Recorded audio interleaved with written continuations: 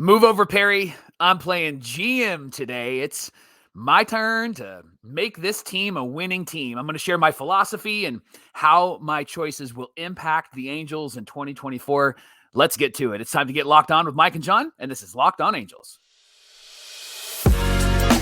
You are Locked On Angels, your daily Los Angeles Angels podcast. Part of the Locked On Podcast Network, your team every day. Thanks for making Locked On Angels your first listen of the day. You can find us anywhere you get your podcasts, including Apple Podcasts, Spotify, and SiriusXM by searching Locked On Angels.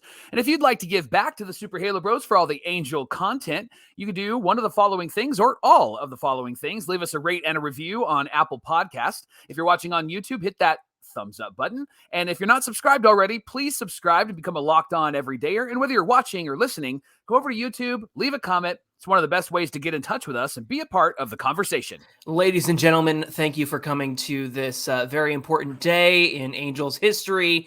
It is Locked On Angels, where it's your team every day. And it is also GM Mike Manassian's chance to sign some free agents on today's show. We appreciate you being here. Of course, you got me. I'm John Frisch, one half of the Super Halo Bros, and that's my brother Mike. Yep, I'm the GM Mike today, and yes. I need you to address me appropriately, please. All right, GM Mike. Mike's taking a seat in the GM chair today. Of course, we went over our picks from last year on yesterday's show, so if you missed that, be sure to check it out. And of course, Mike will be sharing his picks today. He gets first dibs because I got first dibs last year. And just to be clear, we're trying to make sure that nobody crosses over in terms of signing free agents. So everybody that you pick today is off the table for me in tomorrow's show. So thanks for letting me go first. I hope you made it easy for me. I'm really looking forward to these. I haven't seen these yet, by the way, so I'm excited to take these in. So the rules we're playing with today, according to Fangraphs, the Angels 2024 estimated tax payroll with estimated arbitration. This is the money that counts toward the luxury tax. Now, you might see a cheaper payroll number, but the number that counts toward the luxury tax is $164,091,667. Mike, the luxury tax threshold for 2024, the first tier where the first penalty takes place, $237 million. That's up from $233 a year ago. The Angels topped out last year with a luxury tax payroll of about $229 million or so in 2023. So if $229 million is the ceiling, that gives the Angels about $65 million to spend. And for this exercise, our signings are based off of the annual average value and the comparable market value from Spot Track. If you haven't checked out Spot Track, great website. But I also do find that, like, when it comes to team salaries, Fangraphs is a little bit more accurate. However, the numbers that they estimate are often pretty in line with where these players end up. So knowing all of this, Mike, before we even get into your picks, you've got a philosophy, some clarity that you want to bring to the conversation, and a bit of an approach, would you say? Yeah. So let me start with clarity, and I take a deep breath because Angel fans are going to hate me, especially everydayers. I'm choosing not to re-sign Shohei Ohtani. Ooh, and wow. that breaks my heart. And I'm going to kick my own butt for that. I just want you to know. Son of a bee. No, it's Jim and Kathy. I don't know who he is. Yeah. So here's why. He's not pitching in 2024, and he's turning 30 in 2024. And the Angels have a history of long-term deals with older players that haven't turned out well for the Halos. Now, if they sign Ohtani in quote-unquote real life, I'm going to be so thrilled, and I would love to have him back. But I know that history has not been good to the Angels when they've signed players like this. Shohei would probably be the anomaly in all of that, right? Sure. But I'm choosing not to re-sign him because of history with the Angels and because I need some flexibility in a few different areas. First, I need some flexibility financially, but I also need flexibility on this roster. I'm going to choose to go young, and it sucks because I really love Shohei Ohtani. I'm going to miss his bat in the lineup, but I think I've replaced it with a few bats that will help balance this lineup out. We'll talk about that soon. And I again, it breaks my heart to be able to not do this and to say I'm going to move in this direction. But this is my philosophy and my clarity. Here's my philosophy, John. No Ohtani does allow me a lot of roster flexibility and moving some pieces around, especially when it comes to who's going to play DH and being able to rotate players in and out of that. Because we have Mike Trout on the team and because we have Anthony Rendon on the team, I'm going to need some roster flexibility, and hopefully Rendon can play in 2024 and Trout stays healthy in 2024. Yes. I think that DH spot is going to be a necessity. So I got a second piece of my philosophy, but I want to hear your thoughts on my not choosing to sign Shohei Ohtani. That's brutal. I mean, I get it. And, we've had discussions about what the team will look like if he does come back and what it would look like if he didn't come back. And I mean, your approach makes sense. Yeah. I get it. For all the reasons that you've listed, it makes sense to me. But it's still really hard to think about this team without Shohei Ohtani on it. Right. And maybe I just haven't done the mourning that that I need to do as an Angel fan. Yeah. At the same time, nothing's set in stone until a decision's been made by Shohei Ohtani. We did get word yesterday that the Angels did extend him the qualifying offer, which is kind of a formality just because the $20.35 million that it is not going to be anything close to what Shohei Ohtani will end up getting per year. Right. But it does give the Angels the opportunity to get a draft pick if Shohei Ohtani does not sign with the Angels, which is really all that they can get out of this deal. So again, I get it, Mike. I just think you're a big jerk. And here I am wearing my Show Nose shirt. That I got you for Christmas. I'm wearing it over my heart because I do love Shohei Ohtani. And I have a solution. And again, I'll share that coming up. But I do have a solution that I think will be beneficial for the Angels. Here's the second part of my philosophy, John. As the GM, I'm treating the Angels for who they are. They're a large market team that makes money. They're a large market team that makes money. So we need to stop acting like they don't have money and try to cut corners. It hasn't worked. We've been 10 years in the dumpster fire, and hoping that cheap options will perform is silly and stupid, and it's not strategic, right? And it just doesn't work for this team. And the evidence is in what we've seen over the last few years. And as a fan who's stepping into the GM seat, I'm going to treat this team for what it is. And they make a whole lot of money, and they made a whole lot of money with Shohei on this team. And so because of Shohei, they have extra resource, right? And Artie Moreno's got deep pockets. He was a billionaire when he came in, and he's a billionaire as he gets ready to go out, hopefully soon. But he's got a ton of money, and he's got to reach down and pay for a team that I think is really good. And I also have a really good philosophy when it comes to the players that we sign. I'm not just going to get people that are going to fill holes. I want to get people that could help build this team for today, but also for the future. So I'm going to go big on resource, but I'm also going to go for younger players. So somebody like Justin Turner, who is an attractive piece, right? He could be somebody that could come in and maybe play third or maybe play first and be a great leader in the clubhouse. Johnny, he's 38 when the season starts. And so I don't think that that's a wise move. And then I looked at some of the other guys that are free agents out there, and they're plus 32, plus 35. And I don't want to sign anybody in those areas. So my philosophy has been, we're going to spend some big money, and we're also going to go get players that are going to be here for a bit, that Angel fans can fall in love with, that Angel fans can get to know. It's not going to be a one and done, a Hunter Renfroe, and then he's out, or somebody else, right? I want it to be somebody that's going to be in Anaheim for a few years, that can endear themselves to the fans, but also bring a winning culture, to bring a perspective that this team could actually do something pretty powerful and could do something pretty successful with the right pieces in place.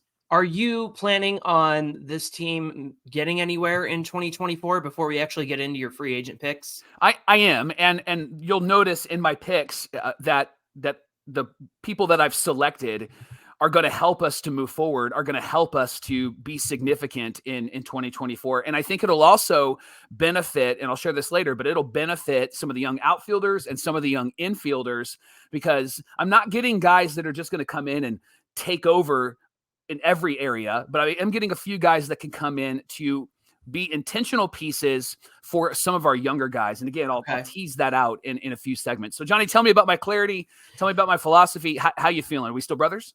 Yes, we're still brothers. Well, I think, okay, the first part was hard to hear when you said that you weren't going to bring back Ohtani.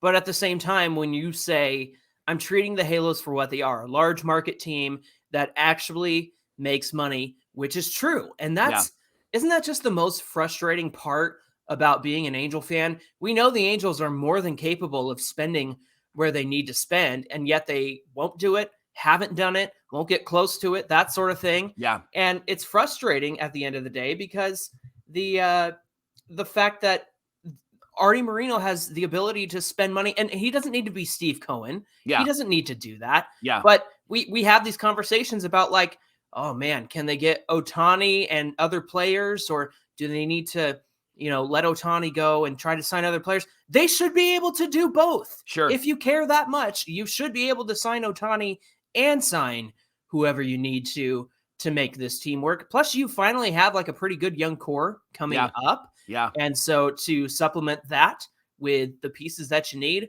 I mean, look, your approach to treating the Halos as a big market team and spending some money, I'm really looking forward to how you're going to spend that money in the next two segments. So coming up on Locked On Angels, who's going to be on GM Mike's team in 2024? What version of the Halos will Mike present to us? Well, we're going to get into all of that coming right up.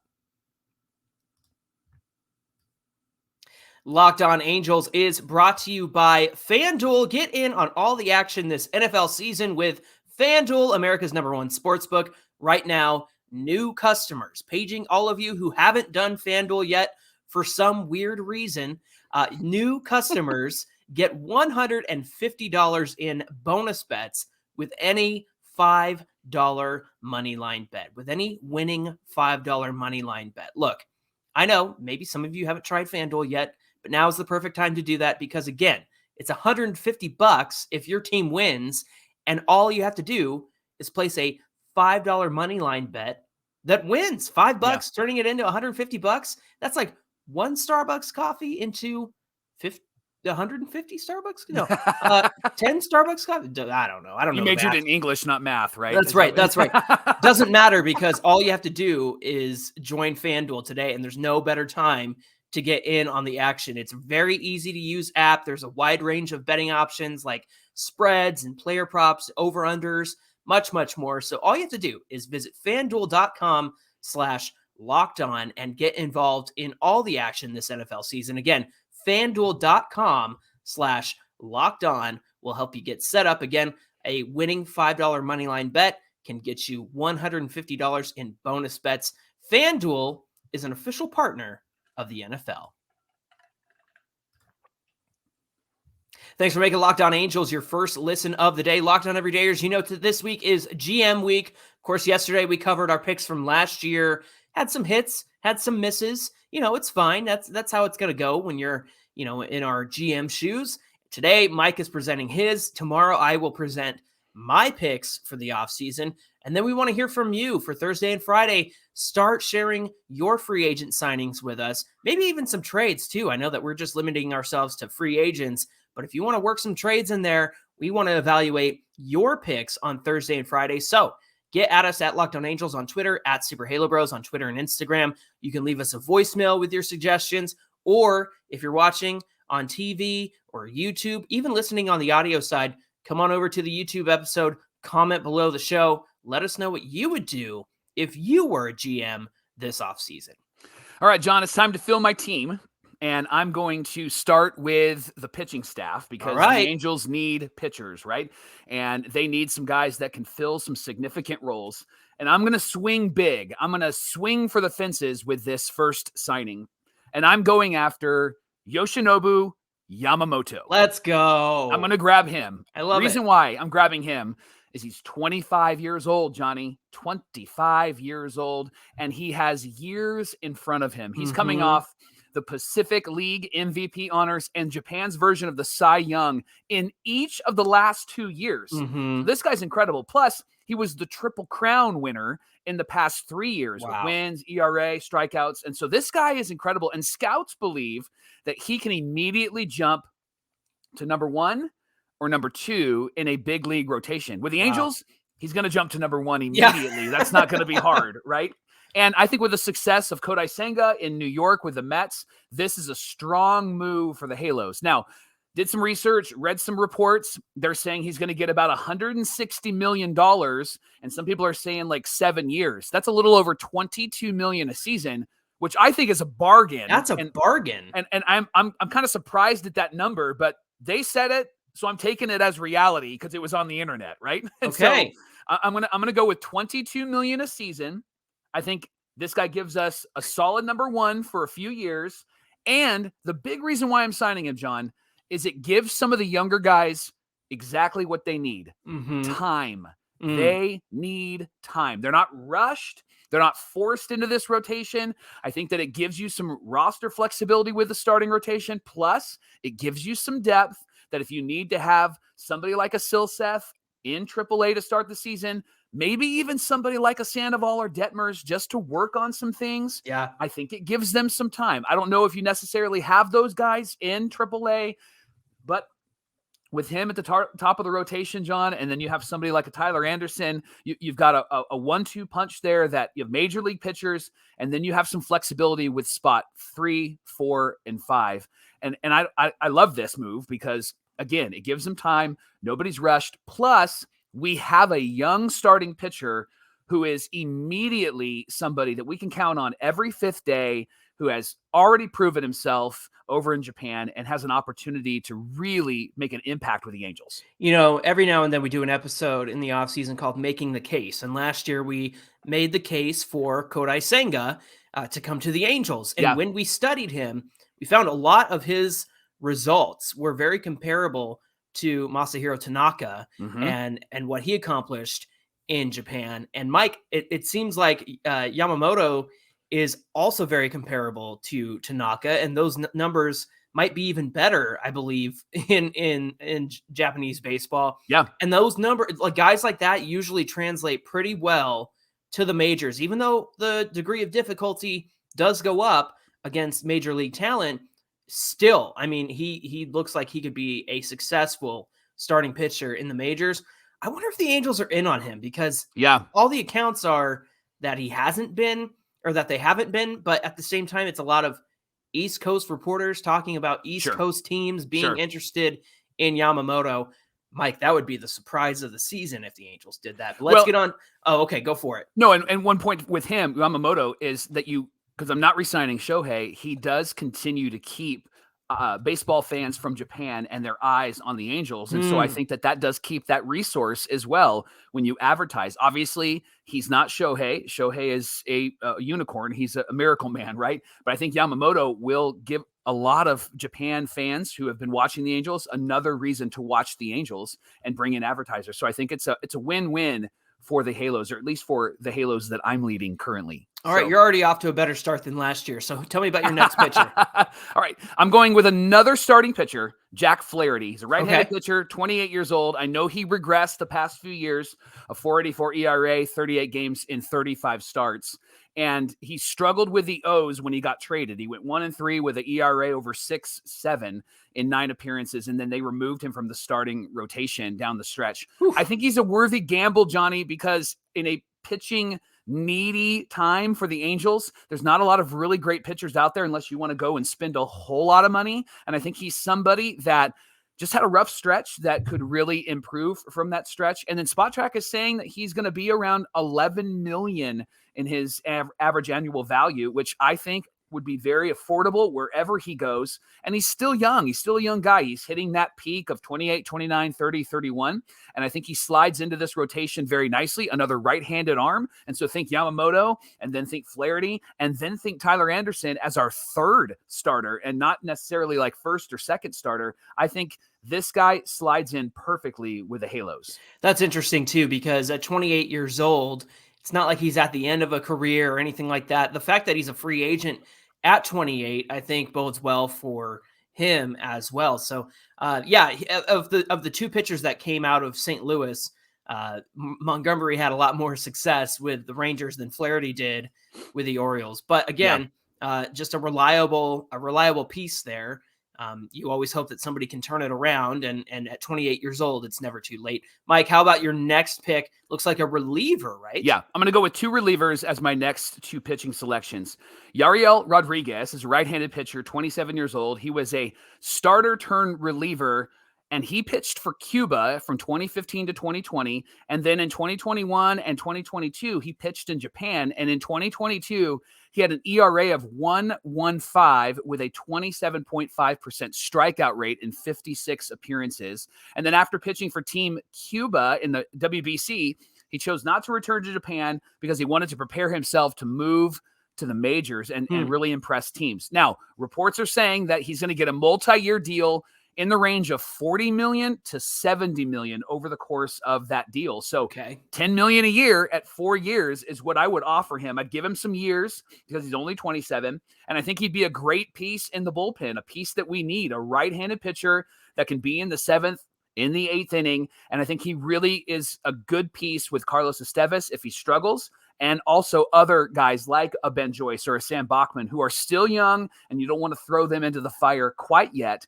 But I would also pair Rodriguez with Reynaldo Lopez, John. I'm going to go get Reynaldo Lopez, 29 years old, knows the team, performed pretty well for us. I would bring him in because then you have Estevez and Lopez, and you can switch them off as closer, depending on what's happening with Estevez and if he's not as successful or if he needs a day off. Spot Track says Lopez is going to get about $6 million a year, which I think is a bargain. And so I'm going to go and get him as well. Imagine Estevez, Lopez, and then you've got Rodriguez with Ben Joyce and Sam Bachman in that bullpen with some other pieces. I'm feeling really strong about the bullpen. I'm feeling really strong about the starting rotation. What do you think of my pitching selections? I think your pitching selections are having you blow right through the luxury tax, aren't they? I think you're on your way to blowing through that luxury tax. I'm getting close.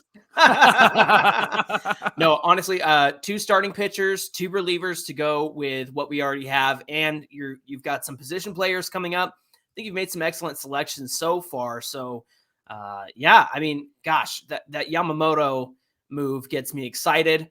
I really hope that's something the Angels can do. Yariel Rodriguez, that's a good pick because it's not somebody I don't think that everybody is entirely aware of. And then Reynaldo Lopez, bringing him back, baby. Yep. I mean, it can't hurt because, like you said, he's already been here, kind of knows what the situation is. And you can lock up some relievers to have some consistency in the bullpen for the next few years. Not too bad, Michael. Not too bad.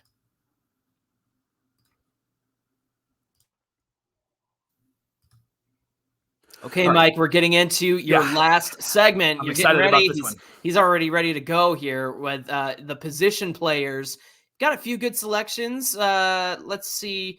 It looks like you stole one of my ideas. That's okay. But why don't you list these out for us? Let's go. All right. I'm going with 3 position players, Johnny. 1 in the outfield and 2 in the infield. In the outfield, I'm going after Lourdes Gurriel Jr. 30 years old, plays all of the outfield spots, but in particular plays left field. And the reason why I went with left field is I'm unsure about Taylor Ward. And I'm also not fully confident to rely on Joe Adell and Mickey Moniak alone. So Gurriel in left, Trout in center. I think you have a platoon of Adell and Moniak in right. And then when Taylor Ward does get back, remember, I've got the DH spot. So you have a bit of a rotation. You could have Gurriel DH, or you could have some other guys DH, but I've got the flexibility there that I need because I heartbreakingly didn't go and sign Shohei Ohtani. But this guy's been clutch, Johnny. He's been clutch everywhere he's gone. Spot Track says he gets about $14.5 million.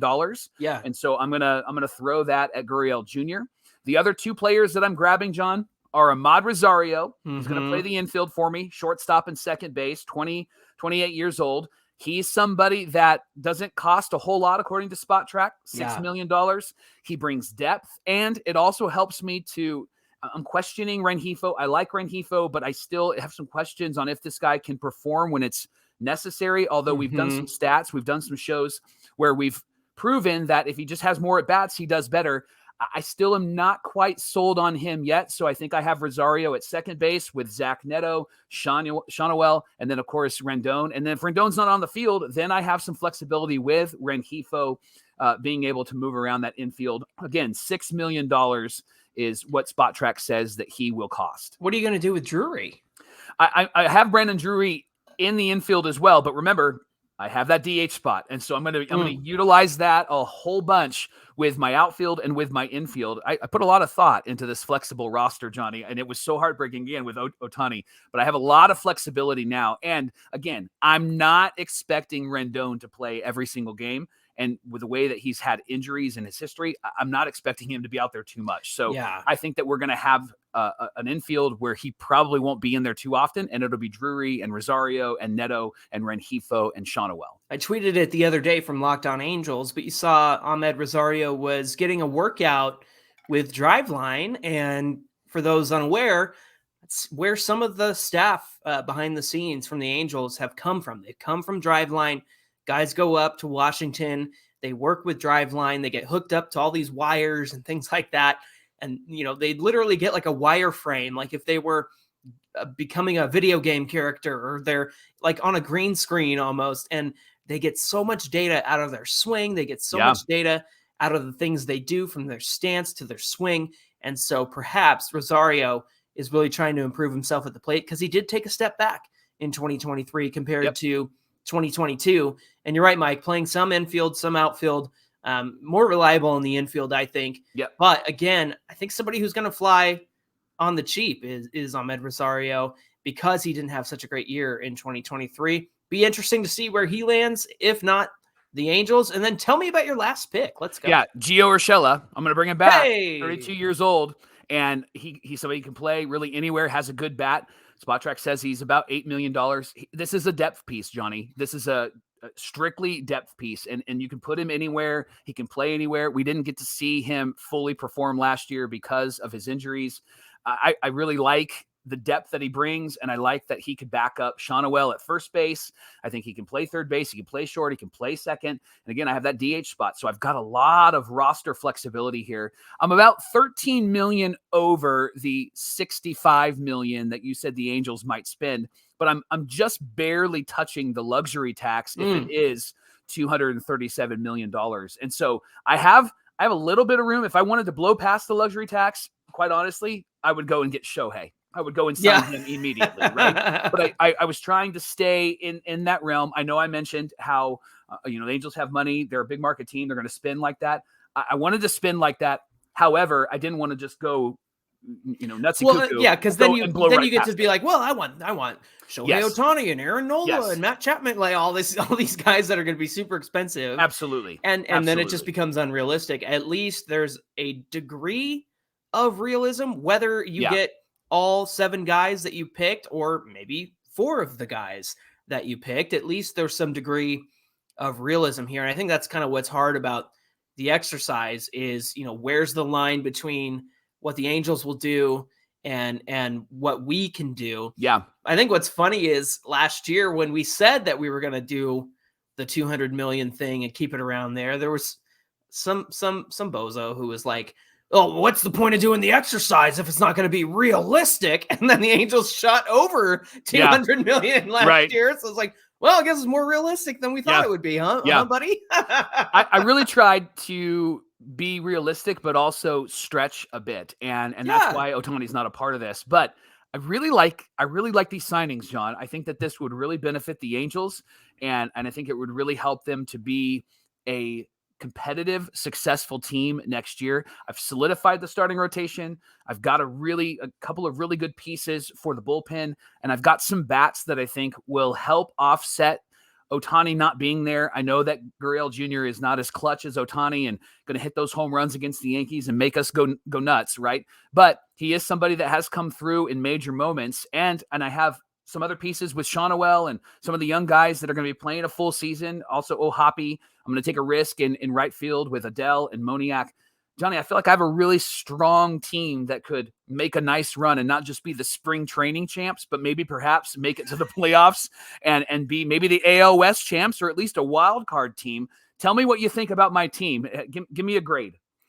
Yeah, overall, I mean, if this was the way that the cookies crumble here, Mike, I think I'm going to give you, this is better than last year, I'm going to give you an A-. All right. Because I do like the fact that if Yamamoto comes in, that's a huge get for the Angels. Perhaps there's some unknowns with Jack Flaherty and Yariel Rodriguez, which I think kind of holds me back from like a straight up A. But man, I think just having Yamamoto in there by virtue of that gets you a pretty high grade. And then these guys who are your, backup utility kind of guys who can play all over, it's not like you're relying on them to take you somewhere in the sense that we did last year. It's like you play Nolan Schanuel at first base until he needs a day off and Urshela can fill in over there, or the other way around with Anthony Rendon and Urshela, the way it was kind of meant to be a little bit last year, other than like Hunter Renfroe. He definitely took over full time in right field. But again, I think there's more answers and solutions here than question marks. So I think it's a big improvement, and I'm excited to get into mine. It's going to be a challenge not to pick some of the guys that you picked here, but I think I have an approach next episode that's going to work. My question for you is, real quickly, is there anybody on this list that you were going to pick? Because we haven't seen it. For clarity, we haven't seen each other's lists. So is there anybody, any names that you were going to select that yet now you can't select? I was considering Ahmed Rosario. Okay. But I wasn't sold on that. But Yamamoto is definitely somebody that I was heavily favoring. So I'm gonna make a little bit of a pivot there. Okay. But I think that I will have a good solution when it comes to my episode tomorrow. Thanks for making Locked On Angels your first listen of the day. We would love to hear from you and give me a grade. And you can't hurt my feelings. I'm unoffendable. So if you thought it was terrible, let me know. And if you thought it was great, let me know. Johnny, if they want to reach out to us on social media to let us know, how can they do that? Yeah, get at us at Locked On Angels on Twitter and at Super Halo Bros on Twitter and Instagram. Again, if you're watching or listening, come on over to YouTube, find today's episode, get in the comments, let us know your feedback from Mike's picks. Also share who you would pick. And so we'll get to those on Thursday and Friday and kind of break those down. And maybe you guys come up with some picks that we haven't been paying attention to, or somebody that we haven't seen yet or haven't considered. So after today's show and tomorrow's show, you'll have a better idea of maybe some guys that we might be missing. So again, we're looking forward to getting your feedback. Mike, what do we have on deck for tomorrow's show? Well, you're in the hot seat. You're the GM tomorrow, and you're going to share with us the players that you would sign just strictly via free agency. And for clarity, John and I decided not to pick the same players, so it makes it a little bit tougher when you go second. I remember that last year. So good luck to you, John, and that's going to be tomorrow. GM John show tomorrow on Locked On Angels. I'm going to share a philosophy, kind of like the way that you did, that I'm pretty sold on. So Stick around for that, because I think it's going to help out the Angels in the long run. All right, friends, until tomorrow's show where I take over the GM hot seat, my name is John, and that's my brother Mike. And my name is Mike, and that's my brother John. Thanks for being here with us. We look forward to hearing back from you, and we'll see you back here tomorrow. John, Craig Counsell, $8 million a year. More than the A's entire payroll.